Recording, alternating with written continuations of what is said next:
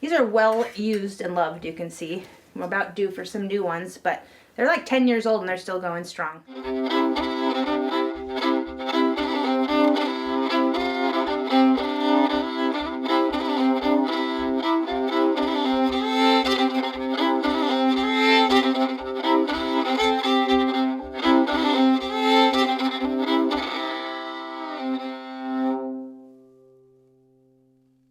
Here we are in the corner of our passive solar greenhouse here on Twitter Creek Gardens, and this is our seeding Grand Central Station, and we're in the soil block station. The components of the soil block station, we have our soil mixing chamber here, which is just a really simple wooden box that's big enough to do the batch sizes that we do.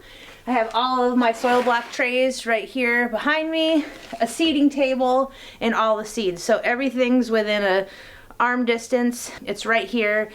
When we're done planting in the field, we always bring our trays back, stack them in the corner, so everything's just always right where we need it to be. So I'm just gonna give you a quick soil blocking demonstration, how we do it here. We use the same ratio that we use for our paper pot chain seeding we use for our soil blocking, and that's based off of the recipe that's given in the New Organic Grower by Elliot Coleman. And we're just going to do a quarter batch. Normally when we're doing a seeding batch, we do 4 buckets of a basic potting soil. Today we're using Sunshine Mix. It's an organic potting soil, and compost that we've made on the farm and sifted. So for a quarter batch, we're using 1 bucket of potting soil and a quarter bucket of compost. If we were doing a full batch, we would do 4 buckets of potting soil to 1 bucket of compost, or 8 buckets to 2 buckets, whatever, just bumping up the ratio. And then we use powdered amendments, which is a mixture of bone meal, blood meal, and green sand. And we just keep a bucket here with that mixture always right in our seeding station so it's ready to go. So for this, I'm doing 1 bucket of potting soil, 1/4 bucket of sifted compost, and 1/4 cup of the powdered amendments. So the first step is just to put all the ingredients into our big mixing bowl. Bucket of potting soil, 1/4 bucket of sifted compost, 1/4 cup powdered amendments. And then, just because it's easier, I mix that dry first. Just stir it all together, and I'm just using a regular old flathead shovel. And then a real key for soil blocking is the mixture, and then the biggest key is the moisture content. So the goal is to find enough ingredients where they stick together. Nothing's like way bigger than the other. And to have a moisture level where when you squeeze it, there's just water kind of pouring out of the corners of your hands, and it'll form a ball that sticks together. So that's the consistency you're looking for, so the soil blocks stay together. So I'm going to add water, show you what that consistency looks like, and then we'll make some blocks.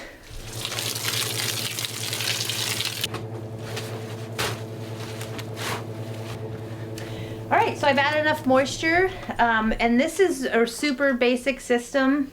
It's just a hose connected to a sump pump that's in a trash can. So that's basically how I do all of my overhead watering in the greenhouse right now, because that's the most accessible system that we have here. I have my stand-up soil blockers right here. Almost everything that we do here is in the 20 block stand-up blocker. All of our big brassicas, basically anything that's going in the garden that's a long season crop that is wider spacing. So if it's a 12-inch spacing or 18-inch spacing, predominantly that's what we do soil blocks for.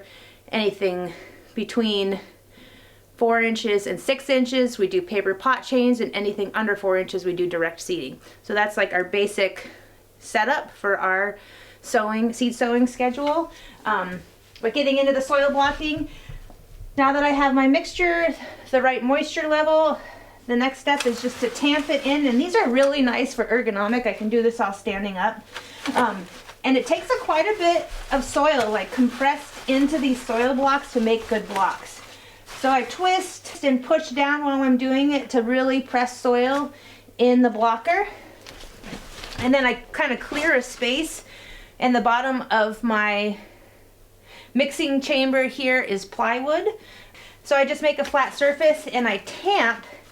And while I'm tamping, this lever presses these plates down.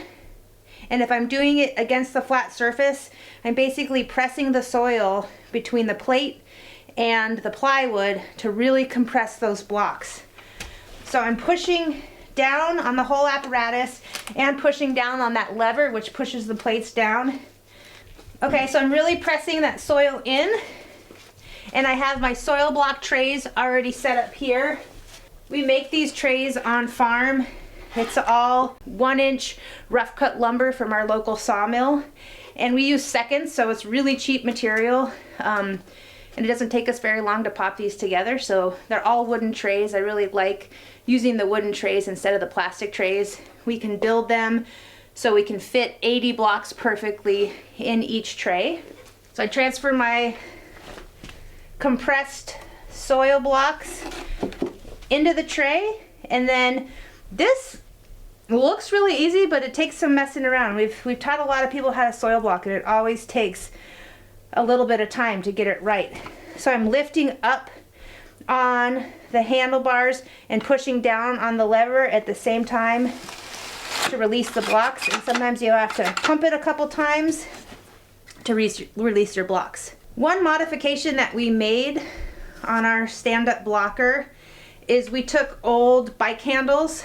The handlebar is just metal, and if you're doing a soil block after soil block after soil block, that metal gets cold and kind of hard on the hands. So we modified and put just little old bicycle handlebar padding, and that really helps the hands. That's basically how we do it. I'll just fill up this tray here.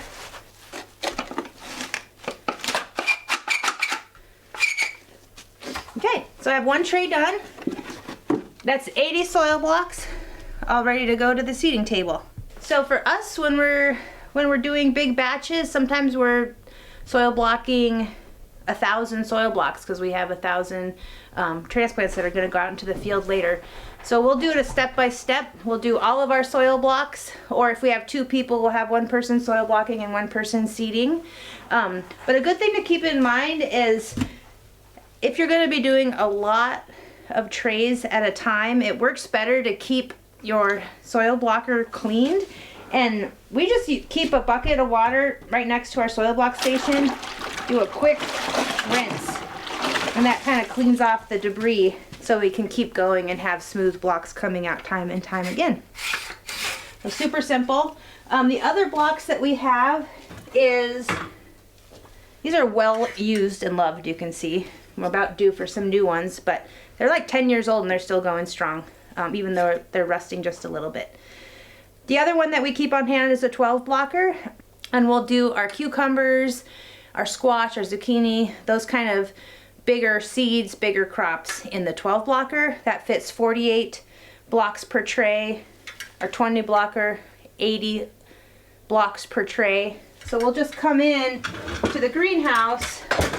We have our plant schedule all written out on our farm chart, and we'll look how many broccoli, how many cabbage, how many of everything we need to start. Say we need 20 trays, we'll just block all 20 trays, seed all 20 trays. So it's all written down, scheduled ahead of time, and it's a really slick process to have everything right here. So moving up to our seeding station. Right now we're seeding all of our soil blocks by hand. We've gotten pretty good at it, we're pretty fast, but we are working with paper pot transplant with Diego to see if they can make a quick click tray for our soil blocks. So we sent in all of the measurements of our soil block trays to see if he can make a quick click system for soil block trays, because it makes sense for us, instead of using the paper pot chains for our big brassica things that we plant 18 inches apart, it makes more sense for us to use soil blocks right now than it does paper pot chains, but it would be really slick if we could have a quick seeding system. So we're working on that, but for now we're just hand seeding. So I'll take my packet, dump the seeds in my hand, and I just go down the line and get 1 or 2 seeds per block. So the reason why we stick to soil blocks is because in our experience, the transplants that come out of the soil blocks are so much healthier. The apparatus is set so there's a tiny little space between every block and all around every single block. And what that does is once the plant starts growing up, the roots, of course, grow down into the soil, and then they hit a little bit of airspace in between each block, and it's called air pruning. So that root that hits the airspace stops growing, and it triggers the plant to send out another root. When you're pulling a soil block out to transplant into the field, first of all, if you transplant it at the right time, you have these perfect little blocks with all of these air pruned roots that aren't getting tangled with the other blocks, and this whole thing is dropping right in the soil with no root disturbance, ideally, if you transplant it at the right time.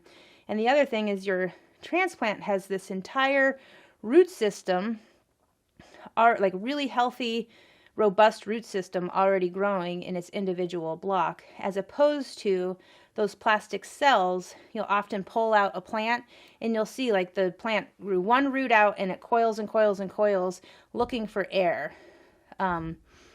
And we've just noticed with trialing side by side that the transplant in the soil block with very little root disturbance and a very robust root system does much better once transplanted into the field than a root-bound plastic transplant cell.